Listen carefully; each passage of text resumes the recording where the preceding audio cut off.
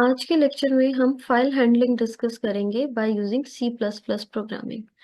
File handling जैसे कि हमने कॉन्सेप्ट ऑलरेडी डिस्कस किया हुआ है कि सी प्लस प्लस प्रोग्रामिंग में हम लोग सिंपल टेक्स्ट फाइल के अंदर प्रोग्राम के थ्रू डेटा राइट करवा सकते हैं, यानी कि स्टोर करवा सकते हैं, और ऑलरेडी एग्जिस्टिंग टेक्स्ट फाइल से डेटा रीड भी कर सकते हैं। क्योंकि हमें पता है सी प्लस प्लस प्रोग्राम का जब आउटपुट हमारे पास आता है तो हमारे पास टेम्परेरी होता है। जैसे ही हमारा प्रोग्राम बंद होता है या हम टर्मिनल को बंद करते हैं तो वो आउटपुट वहां से रिमूव हो जाता है। तो इस वजह से सी प्लस प्लस प्रोग्रामिंग में हमारे पास ऑप्शन है फाइल हैंडलिंग की, कि हम लोग बाय यूजिंग दिस प्रोग्राम हम फाइल क्रिएट कर सकते हैं और उस फाइल में अपनी मर्जी से डेटा लिख सकते हैं, और बाद में अगर हमें डेटा चाहिए तो हम उस फाइल से रीड कर सकते हैं। अब हम फाइल हैंडलिंग को इस प्रोग्राम के थ्रू देखते हैं। जिस तरह हमारे पास ये प्रोग्राम लिखा हुआ है, सबसे पहले हम प्री प्रोसेसर डायरेक्टिव्स को यूज करते हुए लाइब्रेरी फाइल्स इंपोर्ट करते हैं। जिस तरह यहाँ पे iostream.h हमारी बेसिक हेडर फाइल है जिसको हम इंपोर्ट करते हैं, और फाइल हैंडलिंग के लिए जो हमारे पास हेडर फाइल है वो है fstream। तो इसलिए फाइल हैंडलिंग के फंक्शंस परफॉर्म करने के लिए हम fstream फाइल को इंपोर्ट करेंगे। उसके बाद हमारे पास जो है मेन फंक्शन आ जाता है। ये हमारी सी प्रोग्रामिंग का एक मेन एग्जीक्यूटिंग एंटिटी या एग्जीक्यूटिंग इंस्टेंस है, कि जिसको यूज करते हुए जिस के हेल्प से हमारा कंपाइलर जो है हमारी सारी लॉजिक को एग्जीक्यूट करता है। तो हमारे प्रोग्राम की जो भी लॉजिक है वो इस फंक्शन की पैरेंथेसिस में लिखी जाती है। तो हम जो भी प्रोग्राम लिखते हैं वो इस मेन फंक्शन में लिखते हैं। अब मेन फंक्शन में हमने एफ स्ट्रीम लाइब्रेरी फाइल या एफ स्ट्रीम क्लास का एक ऑब्जेक्ट क्रिएट करवा दिया। जैसे हम एक वेरिएबल डिक्लेयर करवाते हैं वैसे ही हम क्लास का एक ऑब्जेक्ट डिक्लेयर करवाते हैं। ये हमने ऑब्जेक्ट इसलिए डिक्लेयर करवाया है ताकि ये ऑब्जेक्ट न्यू अंडरस्कोर फाइल के नाम से जो ऑब्जेक्ट हमने डिक्लेयर करवाया है ये हमारे सी प्रोग्राम और टेक्स्ट फाइल के दरमियान में एक कनेक्शन बनाएगा, जिसके थ्रू हमारा प्रोग्राम जो है वो फाइल के अंदर डेटा राइट कर सकेगा और फाइल से डेटा रीड कर सकेगा। तो इस ऑब्जेक्ट को यूज करते हुए हमने डॉट ओपन का फंक्शन कॉल किया है, और ओपन के फंक्शन में हमने फाइल का नेम लिखा है new file, new underscore file, जिसको हमने ओपन करना है। अगर ये फाइल ऑलरेडी एग्जिस्ट करती है तो ये वाली फाइल ओपन हो जाएगी, और अगर एग्जिस्ट नहीं करती तो सी प्लस प्लस कंपाइलर इस फाइल को क्रिएट करेगा और फिर उसको ओपन करेगा। यहाँ पे जो नेक्स्ट ये iOS डॉट डॉट आउट हमारे पास ये चीज लिखी हुई है, इसका मतलब है कि ये फाइल हमने ऑफ स्ट्रीम यानी कि आउटपुट के लिए यूज कर रहे हैं। अगर हम इसको यहाँ से रिमूव भी कर देंगे तो हमारा फंक्शन चल जाएगा, कोई एरर नहीं आएगा। जस्ट डिफरेंस ये होगा कि हमें यहाँ पे फिर एफ स्ट्रीम की जगह ऑफ स्ट्रीम लिखना पड़ेगा, ताकि हम उसे स्पेसिफिकली बता सकें कि ये फाइल हम किस पर्पस के लिए ओपन कर रहे हैं, इनपुट के लिए कर रहे हैं या आउटपुट के लिए कर रहे हैं। नेक्स्ट हमारे पास ये इफ स्टेटमेंट है। इफ स्टेटमेंट में जो कंडीशन है वो है नॉट न्यू फाइल। ये एरर चेकिंग कंडीशन है जो कि हमें बताती है कि अगर हमारी फाइल नहीं क्रिएट हुई हुई तो ये चेक करके हमारे पास एक प्रॉम्प्ट दे देगा कि फाइल क्रिएशन फेल्ड, कि आपकी फाइल किसी वजह से क्रिएट नहीं हुई। एल्स ये हमें यहाँ पर मैसेज शो कर देगा कि फाइल क्रिएटेड। एंड देन हमारे पास जो कोड की लाइन है वो है न्यू फाइल डॉट क्लोज। जो क्लोज का फंक्शन है ये फाइल जो भी हमने ओपन किया उसको क्लोज करने के लिए यूज होता है, और ये फंक्शन हमें लाजमी अपनी फाइल हैंडलिंग के बाद जब हम सारे प्रोसीजर फाइल में रीड करने का राइट करने का कंप्लीट कर लेंगे तो उसके बाद मस्ट है कि आपने उस फाइल को क्लोज करना है। तो ये ऑफ स्ट्रीम न्यू फाइल का जो हमने ऑब्जेक्ट क्रिएट किया है, न्यू फाइल से हमने ओपन का फंक्शन यूज करके एक न्यू फाइल क्रिएट कर ली है। अब अगर हम इसको एग्जीक्यूट करेंगे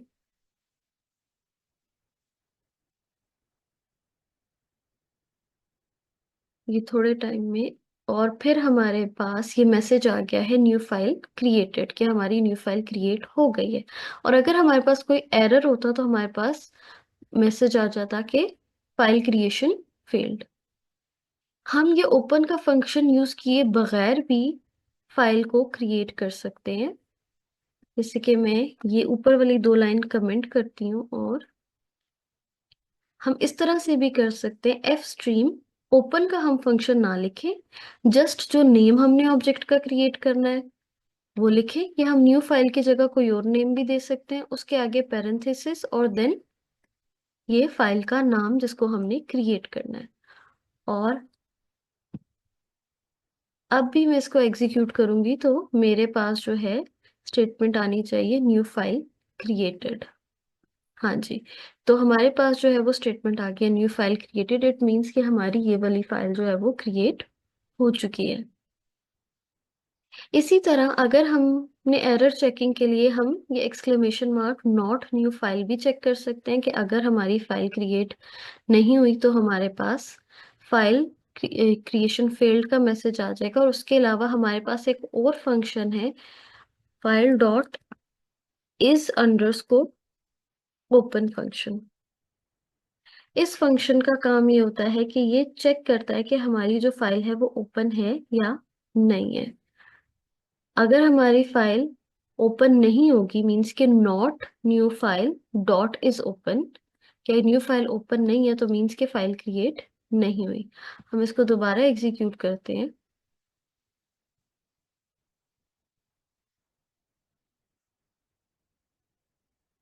तो हमारी न्यू फाइल क्रिएट हो चुकी है। इट मीन्स के यहाँ पर फाइल क्रिएशन फेल्ड नहीं आया। अगर न्यू फाइल क्रिएट नहीं होती तो मीन्स के फाइल ओपन भी नहीं होती, तो हमारे पास ये मैसेज आ जाता है, error message, file creation failed. तो हमने अगर चेक करना है कि हमारी फाइल क्रिएट हो गई है या ओपन है तो हम इस ओपन का फंक्शन भी यूज कर सकते हैं, या हम सिंपल इस तरह से भी ये स्टेटमेंट लिख सकते हैं।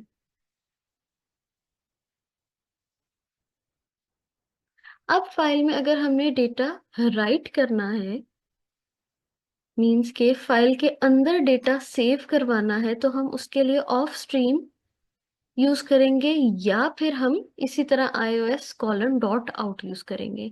हम लोग यहाँ पे डॉट आउट की जगह हम ऑफ स्ट्रीम को यूज करते हैं, ऑफ स्ट्रीम का ऑब्जेक्ट क्रिएट करते हैं। और ऑफ स्ट्रीम का ऑब्जेक्ट क्रिएट करके हमने एक न्यू फाइल क्रिएट कर ली, जिसको हमने न्यू फाइल का ऑब्जेक्ट क्रिएट किया, और उसको यूज करते हुए हमने ओपन कर ली new file write dot text. अब सेम उसी तरह जैसे हम पहले फाइल क्रिएट की थी उसी तरह ये फाइल क्रिएट की है, और ये ऑफ स्ट्रीम फाइल है, मीन्स कि हम इसमें राइट करेंगे डेटा, ये आउटपुट के लिए यूज होगी।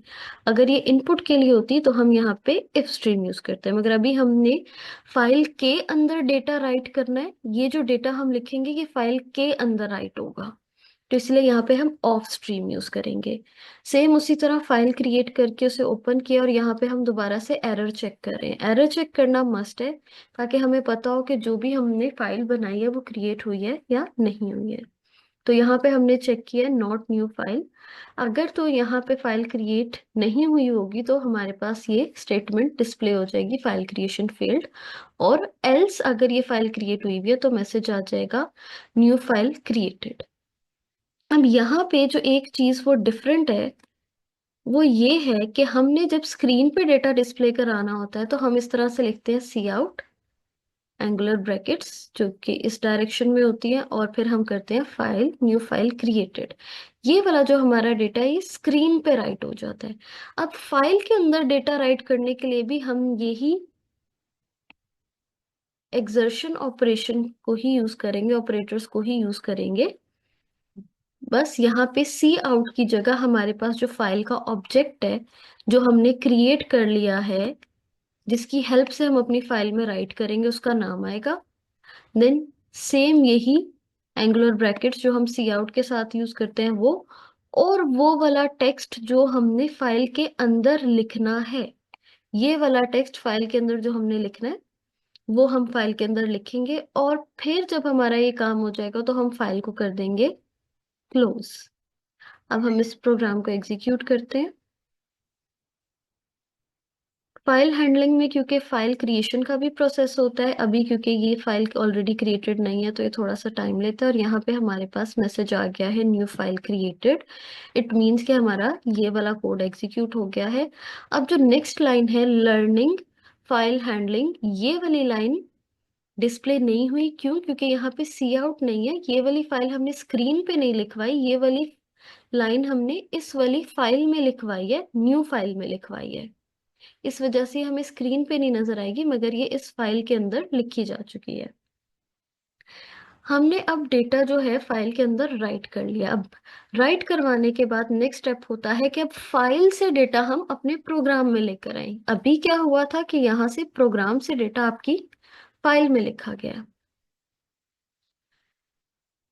जब हमने फाइल से डेटा रीड करना होता है तो हम इफ स्ट्रीम यूज करते हैं, या फिर हम इसके साथ फाइल ओपन करके कॉमा के बाद iOS कॉलन इन ये वाला फंक्शन या ये वाला सिंबल यूज करते हैं, जिससे हमारे कंपाइलर को पता हो कि अब हमने इस फाइल से डेटा रीड करना है। तो यहाँ पर भी मैं ये चेंजेस करूंगी कि मैं इसको रिमूव कर दूंगी और हम एफ स्ट्रीम की बजाय इफ स्ट्रीम यूज कर लेंगे, इनपुट स्ट्रीम, कि जिससे हमने डेटा रीड करना है अपने प्रोग्राम में। सेम वही प्रोसीजर होगा, एक ऑब्जेक्ट क्रिएट होगा, उस इफ स्ट्रीम का एक ऑब्जेक्ट क्रिएट होगा जो लिंक बनाएगा इस फाइल में और प्रोग्राम में। फिर हम एरर चेक करेंगे कैसी फाइल एग्जिस्ट करती है या नहीं करती है, और अगर वो नहीं करती तो हमारे पास मैसेज आ जाएगा नो फाइल एग्जिस्ट, और अगर वो करती है तो हम इस तरह से डेटा रीड करेंगे। अब इस कोड में क्या हो रहा है, हमारे पास जो डेटा है वो कैरेक्टर बाय कैरेक्टर रीड हो रहा है। हम फाइल से दो तरीकों से डेटा रीड कर सकते हैं, या तो हम लाइन बाय लाइन कर सकते हैं या फिर हम कैरेक्टर बाय कैरेक्टर कर सकते हैं। तो जब हम कैरेक्टर बाय कैरेक्टर रीड करेंगे तो हम एक कैरेक्टर वेरिएबल डिक्लेयर करवा देंगे, और ये वाला जो वेरिएबल है ये हमारे पास फाइल से जो भी हम कैरेक्टर रीड करेंगे उस सबको अपने अंदर स्टोर करेगा और साथ साथ डिस्प्ले करवा देगा। अब यहाँ पर हमने जो चीज वाइल कंडीशन, वाइल लूप में जो कंडीशन लगाई है वो ये है कि हमारी न्यू फाइल से डेटा रीड करता जाएगा तब तक जब तक हमारी न्यू फाइल का एंड नहीं हो जाता। ये न्यू फाइल डॉट ईओएफ का फंक्शन लगाया है, EOF means end of file, कि जैसे ही हमारी न्यू फाइल एंड हो जाएगी, ठीक है, वैसे ही हमारा जो प्रोग्राम है वो फाइल से डेटा रीड करना बंद कर देगा। अगर हम ये कंडीशन नहीं लगाएंगे तो हमारा प्रोग्राम चलता जाएगा, क्योंकि हमने उसे नहीं कहा कि उसने स्टॉप कब होना है। तो इसीलिए हम एक लूप लगाएंगे, और लूप में ये कंडीशन देना मस्ट है कि जब तक एंड ऑफ फाइल नहीं हो जाता, ये स्टार्टिंग में एक्सक्लेमेशन का मतलब है नॉट, कि जब तक एंड ऑफ फाइल नहीं हो जाता तब तक फाइल में से कैरेक्टर रीड करते रहो। अब यहाँ पर जो एंगुलर ब्रैकेट्स यूज हो रही हैं, जो साइन यूज हो रहा है वो सी इन का है। जब हम यूजर से डेटा इनपुट लेते हैं ना सी इन से, तब हम ये वाली जो फाइल्स हैं, ये वाले जो साइंस हैं, हम ये यूज करते हैं। अब यहाँ पे हमने यूजर से नहीं मगर फाइल से डेटा रीड करके अपनी स्क्रीन पे लेकर आना है, तो हम यहाँ पे सी इन की जगह फाइल का जो ऑब्जेक्ट क्रिएट किया है उसका नाम लिखेंगे, ये वाली एंगुलर ब्रैकेट्स जो सी इन के साथ यूज करते हैं इनपुट के लिए वो लिखेंगे, और जो हमने वेरिएबल डिक्लेयर करवाया जिसमें एक एक कैरेक्टर इस फाइल का सेव होगा वो लिख देंगे, और उसके बाद साथ साथ ही वो कैरेक्टर सेव करवाते रहेंगे। और ये वाली लूप हमारी तब तक चलती रहेगी जब तक हमारी फाइल एंड नहीं हो जाती, और जैसे ही ये सारा काम हो जाएगा हम लोग फाइल को कर देंगे क्लोज। फाइल को क्लोज करना मस्ट है। इसको अब हम एग्जीक्यूट करवाते हैं। अब हमारी ऐसे कोई फाइल एग्जिस्ट नहीं करी, क्यों? क्योंकि हमने अभी जस्ट रीड करना इससे डेटा स्टार्ट कर दिया है, उसमें राइट करवाने से पहले। तो हम इस प्रोग्राम को इस तरह लेके चलते हैं कि हमने पहले जो है फाइल क्रिएट की, राइट की, जिसमें हम डेटा पहले राइट करवाएंगे। आउट मीन्स कि हम यहाँ पे डेटा राइट करवाएंगे। इसको भी हम चेंज कर देते हैं और हम इसको बना देते हैं ऑफ स्ट्रीम।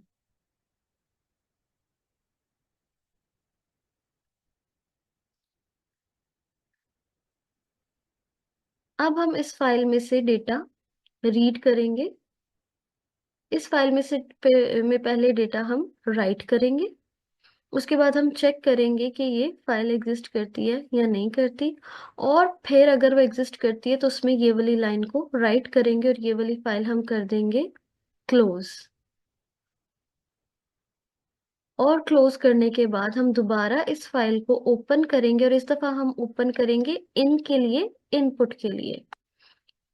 इसको अगर हम दोबारा से उसी तरीके से करें जैसे हमने ऑफ स्ट्रीम की तरह किया, तो यहाँ पे हम एक ऑफ स्ट्रीम का ऑब्जेक्ट क्रिएट कर देंगे, और यहाँ पर फिर हमें एक अलग से ऑब्जेक्ट क्रिएट करना पड़ेगा जो कि होगा इफ स्ट्रीम का।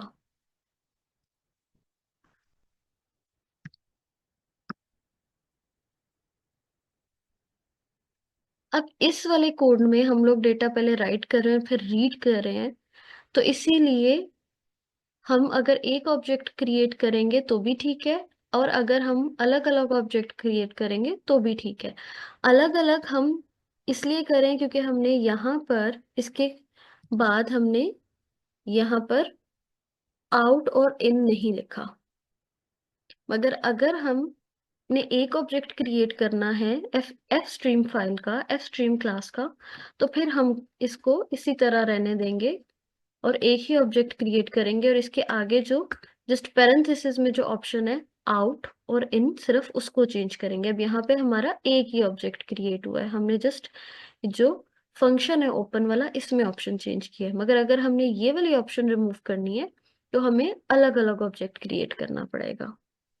तो यहाँ पे उसी तरह से उसी कोड के थ्रू जैसे हमने कहा था कि सी आउट की के साथ जो हमारे पास एंगुलर ब्रैकेट यूज होती है वो, और फाइल का जो हमने ऑब्जेक्ट क्रिएट किया है सी आउट की जगह वो आएगा, और सेम इसी तरह आगे हम डबल कोट्स में स्ट्रिंग लिख देंगे जो भी डेटा हमने फाइल में लिखवाना है, और फाइल को क्लोज कर देंगे। और देन अब हम फाइल को ओपन करेंगे इन के लिए, यानी कि इनपुट के लिए जो हमने फाइल से डेटा रीड करना है। दोबारा से चेक करेंगे कि फाइल हमारी एग्जिस्ट करती है या ओपन हुई है या नहीं, और उसके बाद हम लोग अगेन वही लॉजिक लगा के उस फाइल से डेटा रीड करेंगे। अब हम इसको एग्जीक्यूट करते हैं।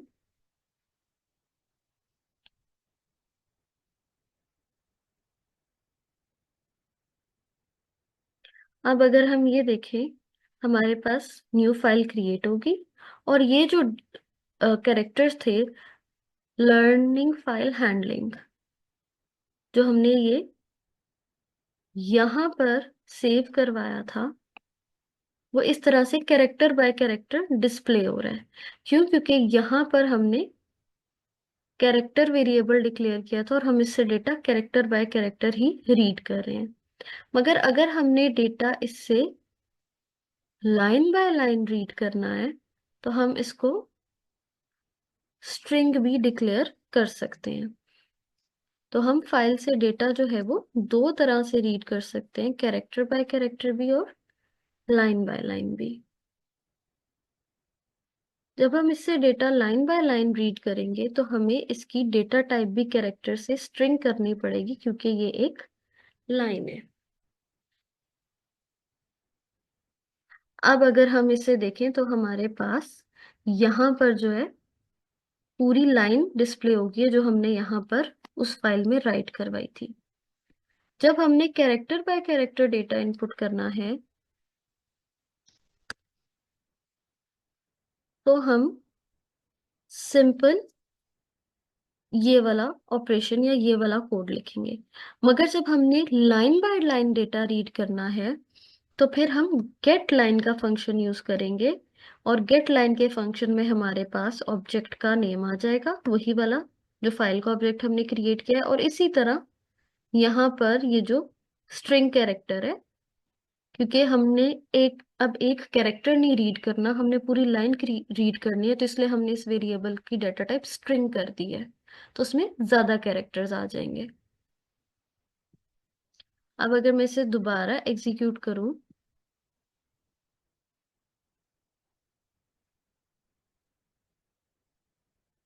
तो मेरे पास ये कैरेक्टर बाय कैरेक्टर आएगा, क्योंकि मैंने इसकी डेटा टाइप कैरेक्टर कर दी और यहाँ पर ये वाली लाइन लिखी है जो मुझे आउटपुट दे रही है।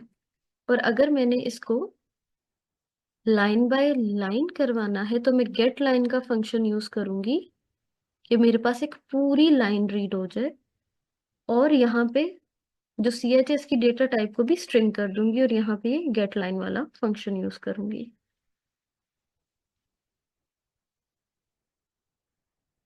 तो अब मेरे पास ये पूरी लाइन प्रॉपरली रीड हो गई है। और अगर मैं चाहूं कि मैं कहती हूँ कि इसको मैंने वर्ड बाय वर्ड रीड करना है, तो फिर मैं इसको गेट लाइन की जगह मैं जस्ट ये चीज चेंज करूंगी कि न्यू फाइल, ये वाली लाइन ऐसी रहेगी, गेट लाइन को रिमूव कर दूंगी।